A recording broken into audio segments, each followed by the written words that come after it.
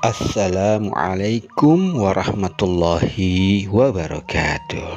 Alhamdulillah wa syukurillah sampurasun kasugri pamiarsa sadayana alo mang sadayana wilujeng tepang dangu deui sareng mang di Jomantara melalui Galura saluran channel YouTube Sunda Pituin anu ku mang dipidangkeun hiburan kasundaan mangrupakeun dongeng Sunda.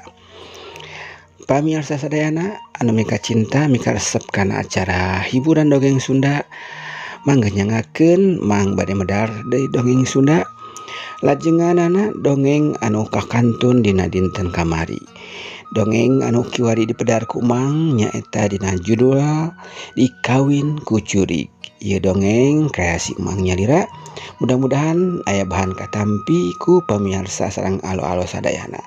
Sing res-res tiasa janten hiburan kanggo pamirsa sadayana, tiasa janten panghibur kalbu, pangbeberah kana manah, tiasa janten rencang dina sagarupi aktivitas-aktivitas pamirsa sadayana anu atos mulai beraktivitas kembali normal sah pasca kamari liburan hari raya Idul Fitri.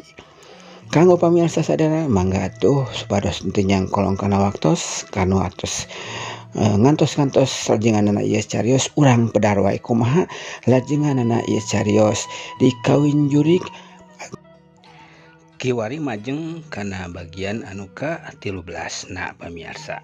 Sakumaha anu tos dipedar dina bagian anu ka-12 na dinten kamari ieu dongeng urang lajengkeun sok gerak kapararayun geura mararanco dina hapena sewang-sewangan. Prung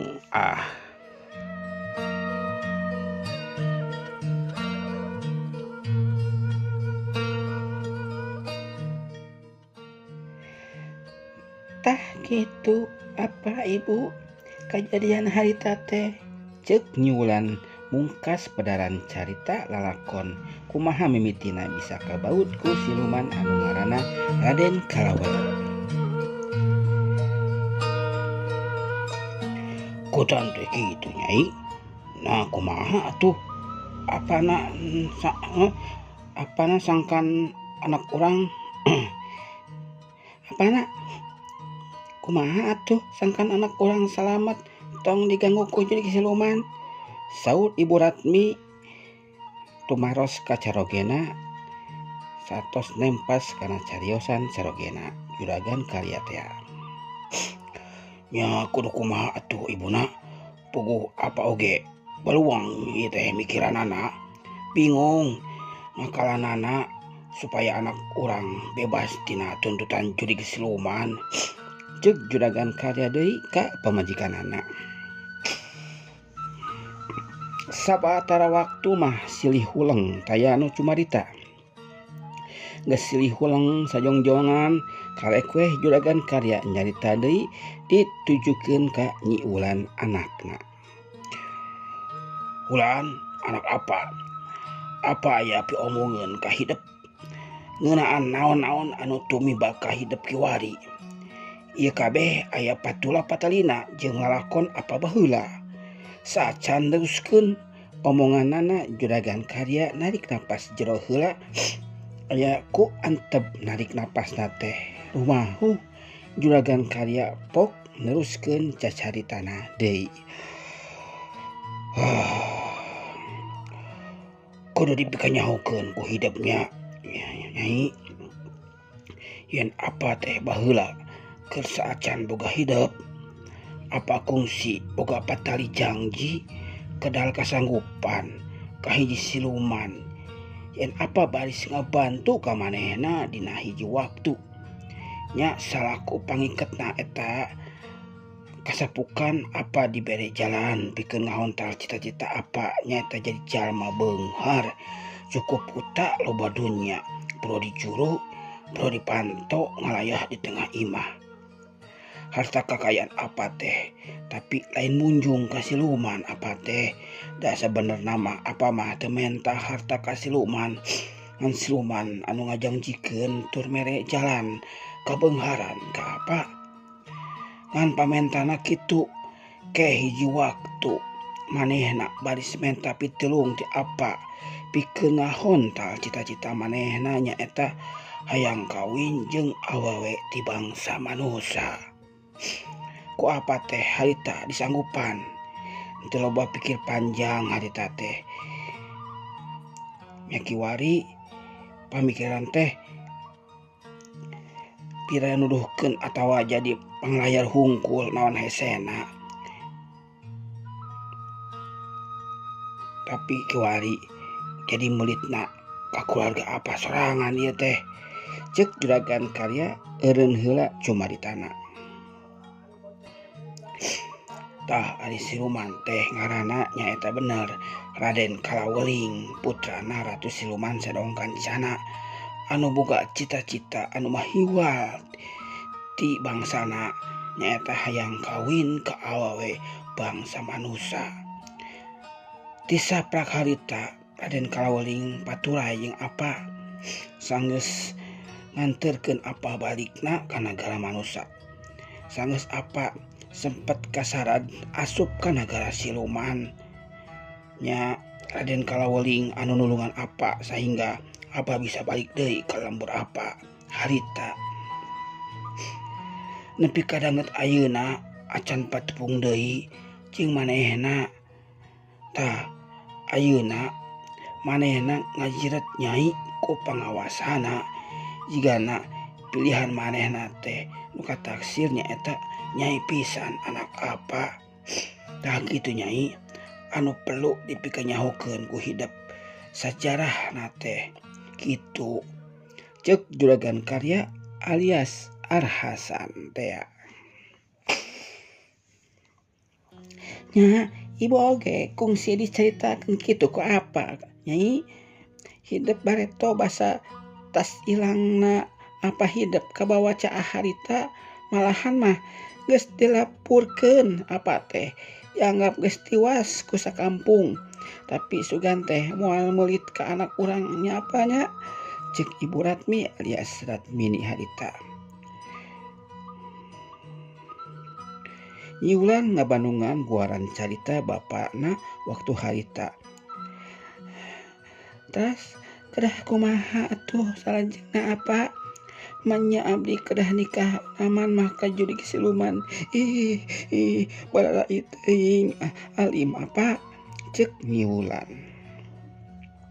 Nya puguh we anak king apa oge teu ridho moal ridho hidup kudu kawin ka jurig mah. Makana apa kungsi ngedalkeun ieu kabeh pasoalan ka Gan Kohar sabada hidup kungsi kasarat ka Talaga Herang. Harita tur hidup nyabit-nyabit ngaranna Raden Kalaweling.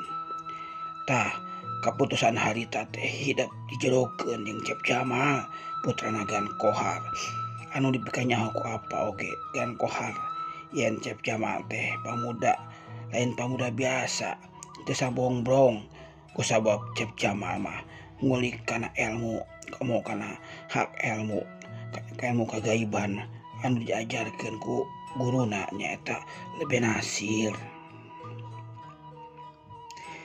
anu geus kakocap sabiwir hiji lebe anu boga kasakten bisa meruhkeun sabangsa ning jurig siluman setan genderuwo bisa talu ka Lebe Nasir mah kitu tah Nyai. Makana Nyai ditikahkeun ka Cep Jamal teh tapi geuningan kenyataanna kitu nya kekuatan siluman teh beureunan leuwih gede tibatan kekuatanna Cep Jamal. Itu keteranganna juragan karya ka anakna Nyi Ulansari.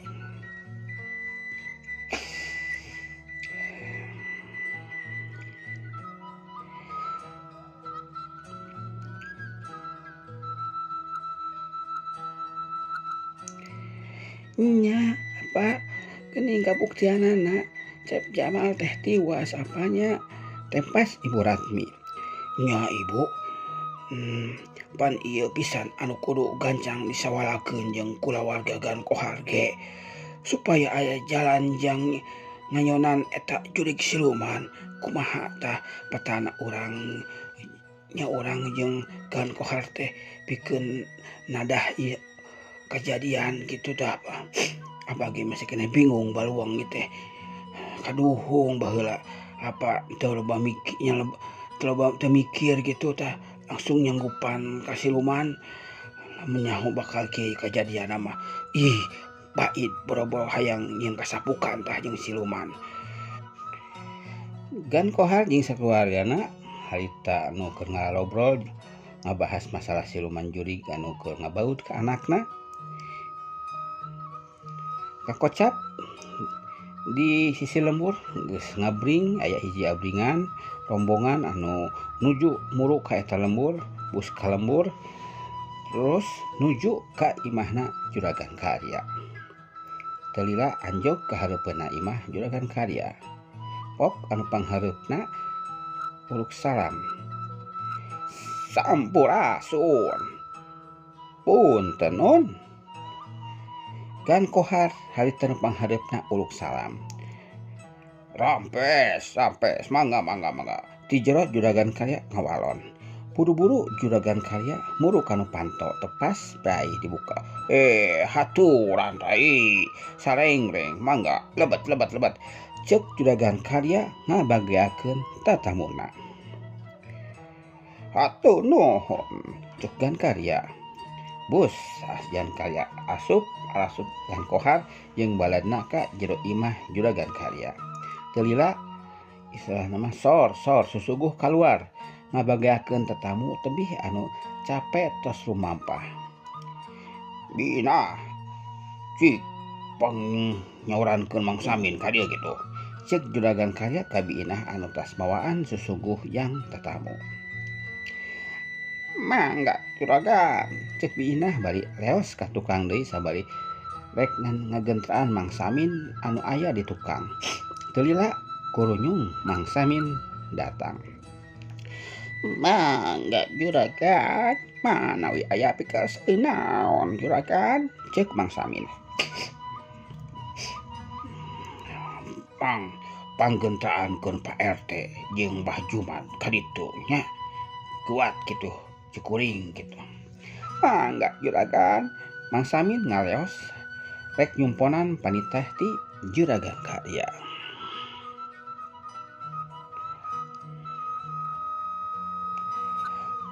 Mangga dilaleut heula sabari ngatosan pupuh lembur sumping. Saur Juragan Karya ka Gan Kohar katut ka reng-renganana. Kop wae ngaropi sabari nuhurkeun kacape satas ngalakukeun perjalanan lumampah anu lumayan jauhna. Pamirsa sadayana harita Gan Kohar jeung reng-renganana geus tepi ka lembur panyawangan nyata langsung nuhuru ka imahna Gan Kohar anu mana tujuanana rek nyawalakeun naon-naon anu jadi bangbaluh pikeun keluargana harita.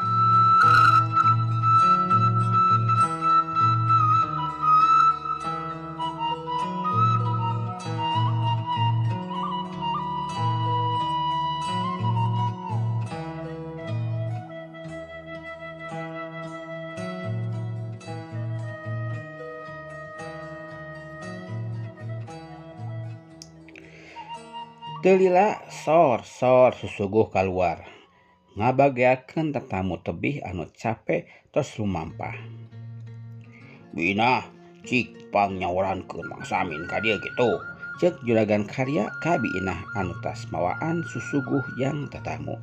Mangga Juragan, cek biinah bari leos ka tukang deui sabari rek ngagentraan Mang Samin anu aya di tukang. Teu lila kurunyung Mang Samin datang. Mangga Juragan, manawi aya pikeus naon Juragan, cek Mang Samin. Panggentraankeun Pak RT jeung Mbah Jumat ka ditu cukuring gitu kuat. Mangga Juragan, Mang Samin ngaleos rek nyumponan panitah ti Juragan Karya. Sang ringan, mangga sok sambil leleson sambil nuhurkeun kacape laleueut heula sabari ngantosan pupuh lembur sumping. Saur Juragan Karya ka Gan Kohar katut reng-renganana. tugudungan tisa ngan tiwa ngano dan tugudungan tosan lami gitu tah pamiarsa kopoe harita rombongan anu dipupuhan ku Gan Kohar ngaropi sabari nuhurkeun ka capek satas ngalakukeun lumampah anu lumayan jauhna. Saenggeus Pak RT jeung Mbah Jumad telila daratang atau kurunyung ka imahna Juragan Kaya prak wae baradami pikeun laku nu baris dijalankeun dina rancana ngajorog ka patempatanana siluman Juri Oray atawa Raden Kalawuling teh. Sakumaha anu geus dicaritakeun ti heula.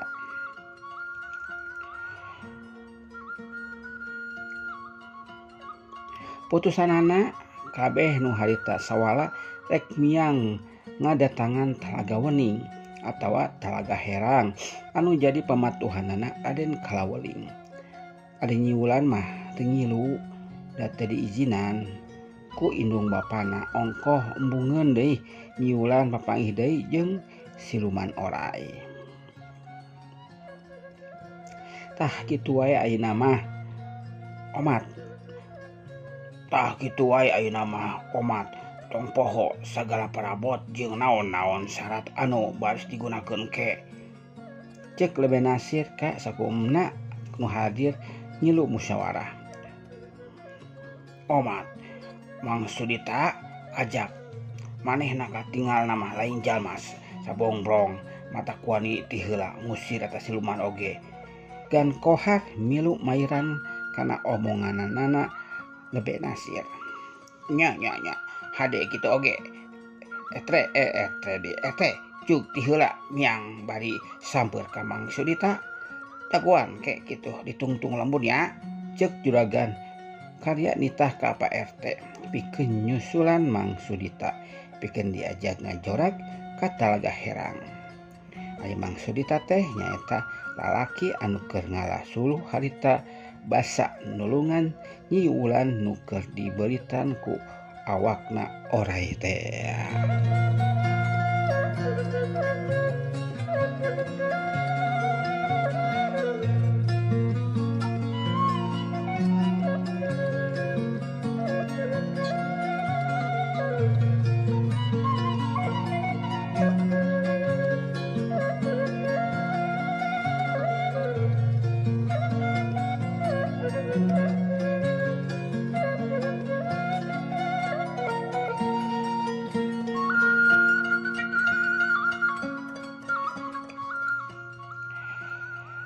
Pamirsa sadayana anu masih tuhu penget ngabandungan acara dongeng Sunda anu dipedar ku Mang Kiwari nyaeta dina judul Dikawin Jurig. Kiwari bagian anu ka-13 urang denden dihandelem hieum urang tunda di hanjuang siang paranti nyokot ninggalkeun sakitu heula kapiatur si Mangnya. Hapunten pamirsa menawi naon anu ku Mang dilakukeun atawi dicarioskeun di pedar kirang sapagoda sareng pamirsa sadayana kirang merenah tina tata bahasa atawa kirang merenah tina cara ngaoskeun naskahna.